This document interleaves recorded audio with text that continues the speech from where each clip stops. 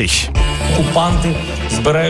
Nous devons aider le continent africain. To live with us, the European dream. Good friend of Taiwan. Europe 1, bonjour. 6h48, la revue de presse internationale. Nous sommes d'abord au Japon. Bonjour Bernard Delattre. Bonjour. On vous retrouve à Tokyo pour Europe 1. Alors tout ce week-end, la presse du pays a largement salué le prix Nobel de la paix. Il revient cette année à une organisation japonaise. Le prix Nobel de la paix qui vient d'être décerné à l'association regroupant les survivants des bombardements atomiques de Hiroshima et Nagasaki. Toute la presse salue à la fois ce choix et, comme écrit le Tokyo Shimbun, l'admirable mobilisation de ces Japonais qui ont vécu l'enfer et qui, depuis, militent sans relâche pour qu'ils ne se reproduisent pas, donc pour qu'on abolisse les armes nucléaires.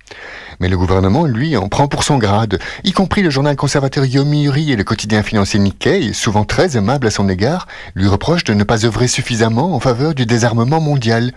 Au contraire, dénoncent les journaux de gauche Asahi et Mainichi, le Japon, le seul pays qui fut ravagé par le feu atomique, contribue à la prolifération des armes nucléaires, puisque pour ne pas heurter son puissant allié américain, il refuse de signer le traité de l'ONU interdisant ces armes, ce que ces deux quotidiens jugent indigne, impardonnable même. Nous sommes aussi en Espagne ce matin avec vous, Nico Salvado. Vous êtes l'un des correspondants d'Europe 1 sur place. Qu'est-ce qui fait la une des journaux espagnols ? À la une de la presse espagnole, ce sont les dizaines de milliers de personnes qui ont manifesté hier dans les rues de Madrid pour protester contre la hausse des prix du logement en Espagne. Il est désormais impossible de trouver un studio en dessous de 1 000 € dans les grandes villes du pays. Si El País, ce journal progressiste, met en avant l'âge des manifestants qui ont moins de 30 ans et sont témoins de leur époque selon le quotidien de gauche, c'est plus sur les menaces revendiquées durant les protestations que s'attarde la presse conservatrice. À l'image de l'ABC qui s'inquiète, les locataires pourraient mettre en place une grève du paiement des quittances des loyers si le gouvernement ne reprend pas l'affaire en main.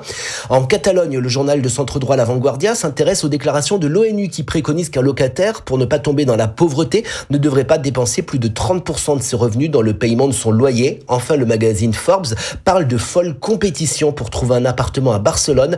Pour un logement, en moyenne, 43 demandes sont déposées. Merci Nico Salvado. Merci à nos correspondants.